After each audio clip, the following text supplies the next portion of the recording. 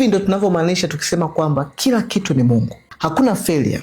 Hakuna kitu chochote ambacho kinaenda wrong ama kwa makosa. Punde inapotokea jambo lolote kwenye maisha yangu hakikwenda vile nilivyokuwa natarajia kufanya ama vile nilivyokuwa natamani kufanya lifanyikiwe ama litokee, ni haikupaswa kutokea kwa wakati huo ama kwa sura hiyo niliyotaka mimi itokee. So ninavyosema kila kitu ni Mungu, maana yake unamwamini Mungu kwa 100% kwenye kila kitu, kwenye kila engo, kwa 100%. Namna unavyoweza kuperceive mambo, unaperceive mambo kwa positive way. Yani unaperceive mambo katika hali ya chanya, sio mambo katika hali ya negative.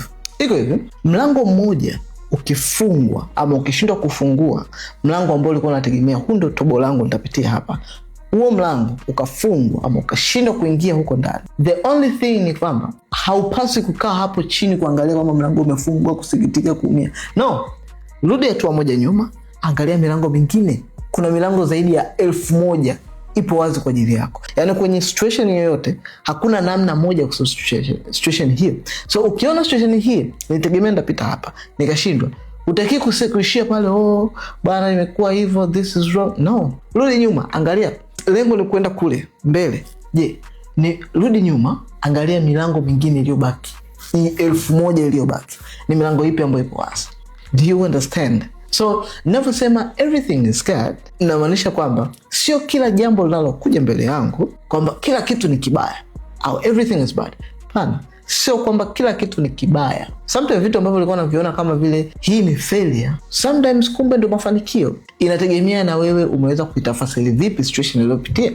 Sometimes situation yako ukiangalia vizuri kwa jicho la tofauti, like this is a winning. Na hii sio tu kwa ajili ya biashara, hata kwenye maisha ya kawaida.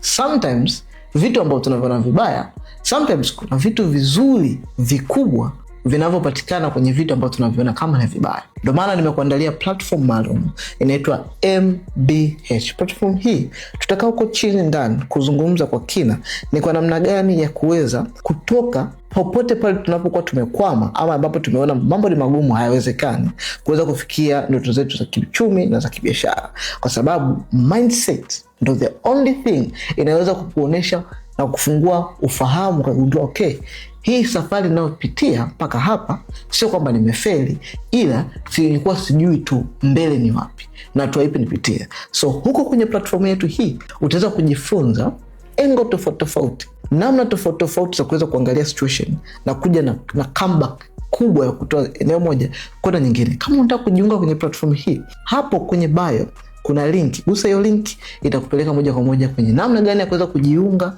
na utaratibu mzima wa kujiunga na platform yetu ya MBH. Kama mwaka mzima, jenga maisha yako binafsi. Angalia namna gani ya kutoka kwenye situation uliyopo. Kama umeichoka kweli situation yako. Vile vile kama unaiona content hii Instagram, comment neno MBH. Nitakutumia mimi mwenyewe link ya kujiunga na MBH DM kwako, na utaweza kujiunga moja moja na MBH then na kuanza safari mpya ya kutoka kwenye situation uliyopo kwenda next step ya maisha yako.